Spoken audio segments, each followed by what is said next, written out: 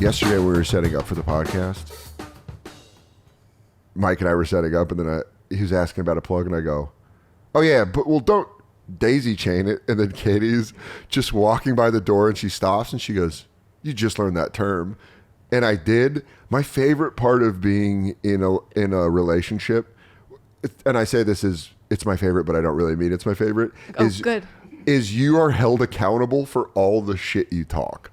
All the shit that I like talk, or like when I learn a new word and I use it, and you're like, "You just learned that word." You're like, "Yes." Can I explain myself? Can you not do that? Can I explain myself? It's because you learned the term daisy chaining because we got our TVs mounted and the guy did the wiring through the wall. We're idiots at this stuff. Horrible. There's a man sitting in the room with us right now because we don't know how to use this equipment. Homeless pimps are an adult. We needed an adult. He comes over here as an adult. And so when somebody came to put our TVs on the wall, which I'd never lived in an apartment nice enough where they let you do that. We both your place in Jersey, my old place in Queens, we're both TV on a stand. It's just easier. You don't have to call anybody. I can just put the TV down. Yeah. I don't have to make an appointment. Yeah. So anyway, we did that here. You made the appointments, which was a whole thing in itself. Remember that? Was it Geek Squad that you had that awful phone call with? Yeah. It was maybe the most mad I've ever heard you on a phone in your life. I call Geek Squad. It should be, listen, man, at this point, if you're providing that kind of service, there's so many people that do it. You should make it the easiest you can. It should be go to the website. Because I can just put my TV on a stand. I'm looking for a reason not to do this. Right.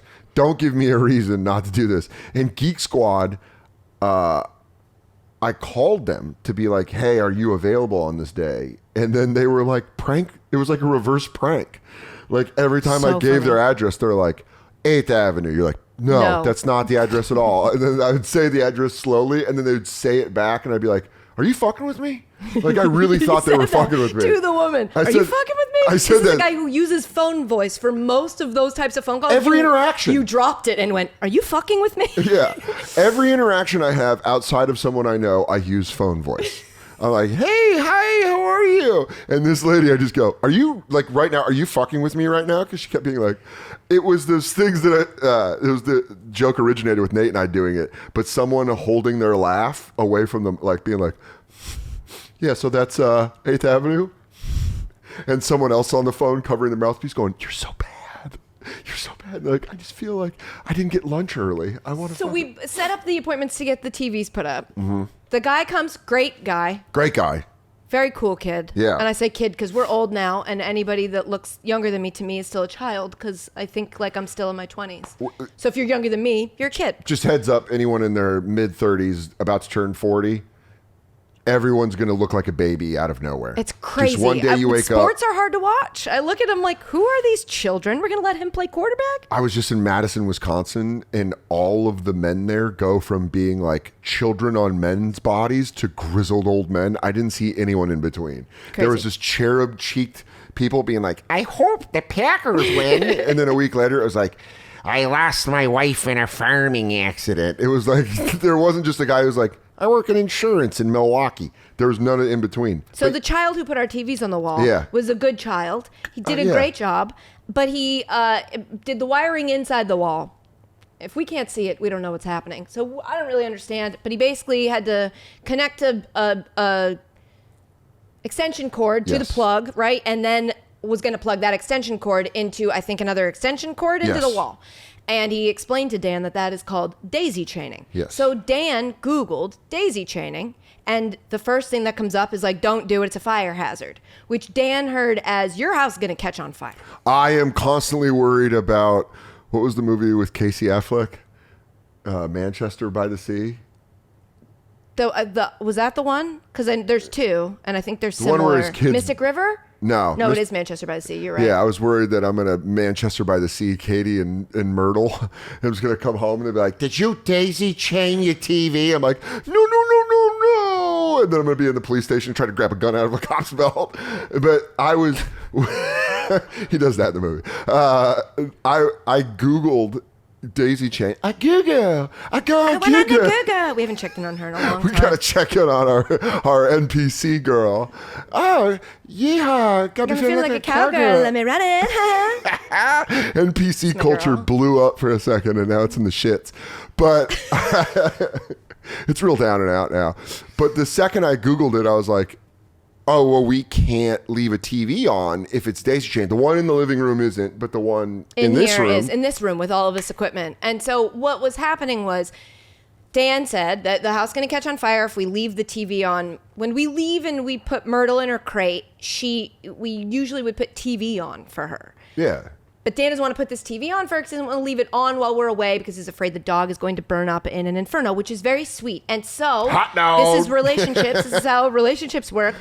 I was like, okay, I'll accept your irrational fear. You know what you really did? You let me buy a shitty alarm clock from the bodega that plays just such a tinny version of Hot 97 when she's gone. So it sounds like I just put a Hot 97. An old radio. Like I thought radios would sound different. They sound the same. It's nostalgic, old, honestly. Tiny, it's crazy, but not to her. To her, she just hears.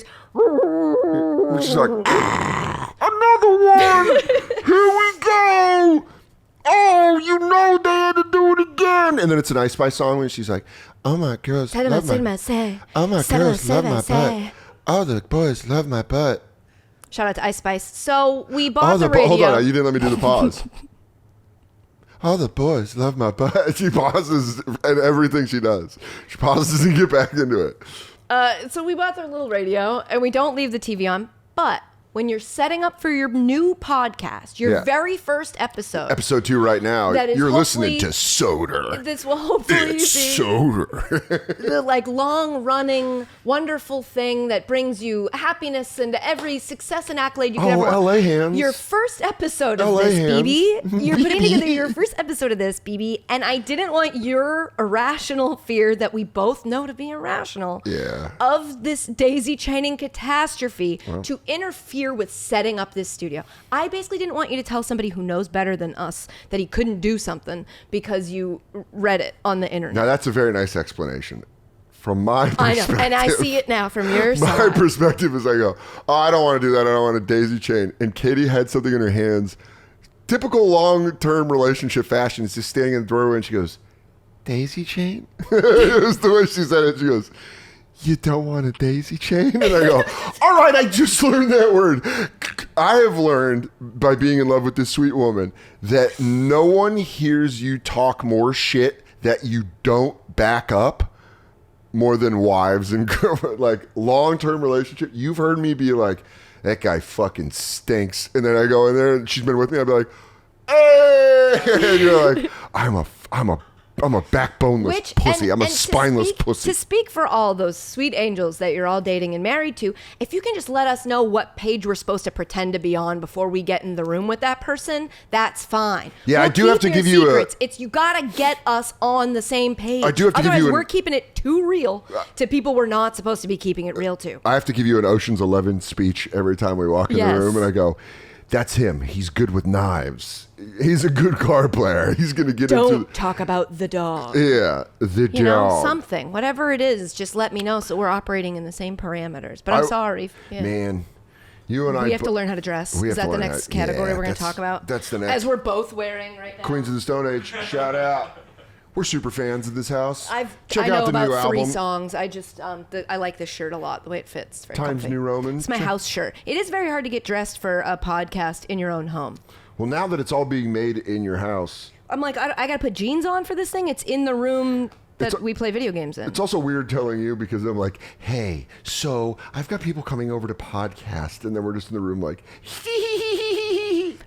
yesterday I just sat in the other room and put headphones on and played Spider-Man. So I didn't, because otherwise I'll feel like I'm just listening to you have people over, and I'm like, why can't I hang out? Why do I gotta sit out here? I gotta sit out here. And so I had to give myself something to do, so I just played Spider-Man, which, by the way, rules. I don't know when this is coming out, November. But if you're on the fence about getting Spider-Man 2 and you have the money to do it and it's something that you want, you should absolutely do it. It's very great. It is a very fun game. It's very, very fun. One of the fun parts of both of us being into video games is getting you into games that I don't think you would normally get into, like Spider-Man 2. Yeah, I don't with like Superman stuff, superhero stuff, I mean. Yeah. I don't little respect. I don't like gravitate towards it, I guess. But I do like find it interesting. I just assume it's going to know stuff I don't know. A lot of comic book stuff is like, oh, well, if you knew who this guy was, then this would make a lot more sense because it's actually really cool. But if you don't know that, it kind of talks over you. And so I always was just like, oh, a Spider-Man video game, that's probably for people who are super into Spider-Man. But it's not just because you told me that the video game is like more loyal to the comic, but it's all separate from like the movie. Yeah, it's all in its own world. Right. So you don't have to know anything that's happened. I mean, it obviously touches on the first one and then the first PS5 game, Miles Morales, but it is like in its own universe in a very fun way. And the story's really interesting. It's a little glitchy. There's a couple glitchy moments. Mine started acting up a little bit last night, but it's also like whenever I think about that stuff, whenever I get annoyed at a game being glitchy, I'm like, you know how much you're doing? You're actively allowed to free roam Manhattan, Queens, and Brooklyn as like Spider-Man. This thing is doing that with no load time. Yeah, it's crazy. You can just go. Like if then there's lag and you're like, ugh! But it's like, come on. This is very cool. I just restart your game and calm down. Like it's weird now when you say you really like a video game. A lot of people come out and are like, haven't you experienced any of these glitches? I'm like, yeah. And if you asked me to make this, I have no idea where I'd even start. Okay. So the fact that these people got it this far across the finish line and it's not perfect, I'm not going, that's a bad game. It's a good game. There's this idea that something just can't be okay anymore. I know. You either have to love it or hate it. Everybody's the goat. Too many goats. There's a whole zoo of goats walking around. Pick one. That was good. Yeah. That's more that. It is more. Myrtle doesn't like it. Myrtle, ready for goat face? You get the tongue going. She doesn't like it. She doesn't like it at all. She loves it. This bitch loves everything I do. She does. She really does. But nothing is like okay. Yeah. AEW came out with a wrestling game. This is some real nerd shit. That's here why we it's go. Deep in the podcast. Fight Forever, the video game, which was based on... Such a funny name. Fight Forever. Fight Forever! It's because of the chant in wrestling. Fight Forever! That's not the chant.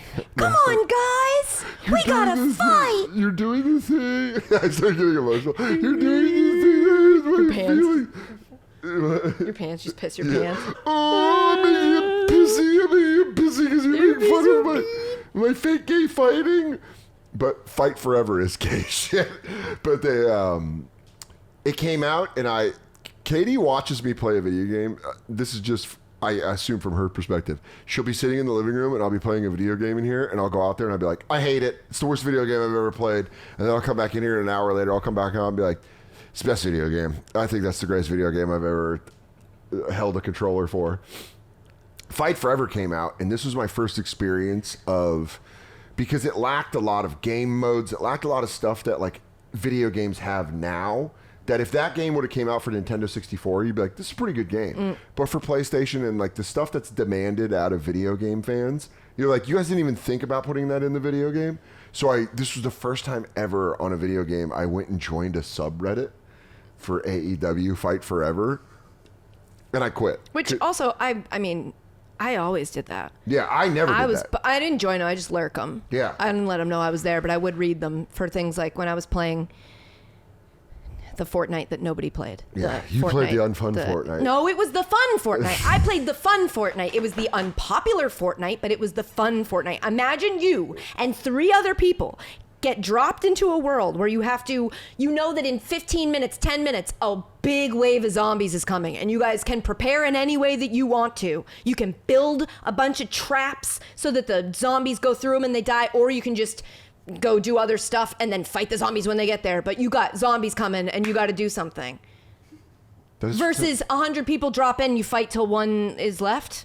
That sounds pretty cool, though. Stupid. My version was very cool. Well, you played it so much. But nobody played. I played it so much that it's burned into that television screen. It's burned into that television on the top left corner of the screen when you turn it on. It's ruined. You like see it and you're like, what the fuck is that? And you can see like my life and health bars at the bottom. Yes. I think there was a day I played it like 22 hours in a row. But when I learned the AEW Fight Forever subreddit. No, we're almost done. Just lay down. Yeah, Miss, the podcast is almost over. Do you have to record yours? Do you have things yours? to say? She's like, I got to speak up. Do you have yours? It's called Colorblind, A Dog's Look at the World. Oh. It's called Neutered and Spayed with David Spade and Myrtle. That's sick. Neutered and Spade, launch it. I'm just launching new podcasts on my new podcast network. That was the weirdest laydown you've ever had in your life. But when I went on AEW's, on the Fight Forever subreddit, it was like too much for me, where I was like, you guys. They get mad. They get so mad. And you're like, yeah, I'm waiting for updates, but like, it's fun. And they'd be like, this game fucking sucks. This game ruined my life. It fucked my wife, got my kid hooked on drugs, and took all my savings and blew it all on gold from Fox News. On the Rocket League subreddit? I don't even want to go near Somebody there. will post a clip of what to me is an impressive, like, hey, check this out. Like when you hit the save highlight button, because you're like, oh, that was pretty sick. My own clip, but pretty sick. Katie, by the way, I almost would push you to publish to drop my highlight reel. She's got a highlight reel. I got a highlight reel. League. I got a couple good ones. There's some bangers on there. There are. You got a couple, but you don't know how to save them. So you go, can you save that for me? Save that for me. Can you save that one for me? I am very mid. I'm middle of the road at Rocket League. When you're locked in, you're elite. I don't know about that. But you don't lock in as often. No, then I go, fuck. God damn, what the fuck? I've retired twice. I've almost thrown the controller 3 times. But I came back. Yeah. But you were saying when you go on a Rocket League. Oh, so somebody will post a clip that I'm like, oh, I get it. Good for them. That must have been a cool Tuesday for that guy who did that thing. And the comments are like, man, I wish this kind of Rocket League was still interesting to me. Enjoy it, man, because once you get up to those top levels, stuff like this just doesn't. I can't remember the last time I saw a highlight that didn't have a double twisty McGrabbington and I'm like, what the fuck are any of you talking about? I'm actually in a sexual daisy chain. What the fuck I'm eating this? Pussy and someone's eating my butt. It's wild. It's wild. Where you're like, oh, if you don't play the game in the elite, that was an insane amount of hair that just exploded off of her. If you don't play the game the way that they do, then this isn't impressive anymore. But that's how it's I felt. Let the people enjoy the video game that they like to enjoy. Who gives a shit? That's how I felt. You know what? I mean, and we're of course being video game nerds right now, but the ones who take the cake are the ones that come in on the PC. And they're like, oh, you guys didn't do any PC mods on AEW Fight Forever? This is how they play video games. Do you remember my cousin Oliver? Yes, it was. It's seared in my mind. So I won't give his last name, but my cousin Oliver is he's my cousin's son. And he's like he's a giant boy. Well, he's my the cousin that I partied with when I was drinking. His son is now 15 or 16 and a mountain of a man. His older brother Graham is like my boy. That's fun because now he's like 22 and he loves all the shit. So he's shout out Graham. Shout out Graham, dude. Graham's one of the best. And his brother Oliver is a mountain. He's incredible at football, but he's a kid. And you don't realize he's a kid. And Katie and I were over there for Christmas Eve last year, and we walk upstairs, and Oliver's just in his room on a computer playing. What was he playing? Fortnite. He's playing Fortnite, and he had a headset on, and he's just got this deep voice, and he's like, "Whatever, pussy." He's like, that's why you suck at this. You suck at this. You suck at this. You're so bad at this. Oh yeah, bitch. That's why you suck at this. And then I look at his dad. I go, and he goes, ow. But he was like, it was so funny watching Oliver, this giant kid, just be like, whatever, pussy. And he's just playing it like that. And you're like, the kid, whoever's talking shit, because he still sounds like a kid, just with a deep voice. But like, if someone was talking shit to you like that online, you'd be like, I'll fuck you up. And if he showed up, you'd be like, I know. He'd be like, I still think you're a puss. That's why I don't talk on video games. I mean, partially it's probably because I'm a girl. And the second you do, they go, oh, she's a girl. And then they're either mean or sexual for the rest of the game. You can no longer just be a person playing a video game. My favorite is the only game I do talk on, and it's going away in December, so it's limited time only. Thank God. Friday the 13th. Because some people will pull some bullshit, and so I got to jump on the speaker to let them know on the headset. It's very funny. But the best one's when they're kids. Because I bully them in a way that I'm like, I know this works. Where I'm like, your dad doesn't love you. And they'll be like, shut up. And I'd be like, why's your mom such a slut, dude? And they're like, whatever. I'm going to the garage. I love it.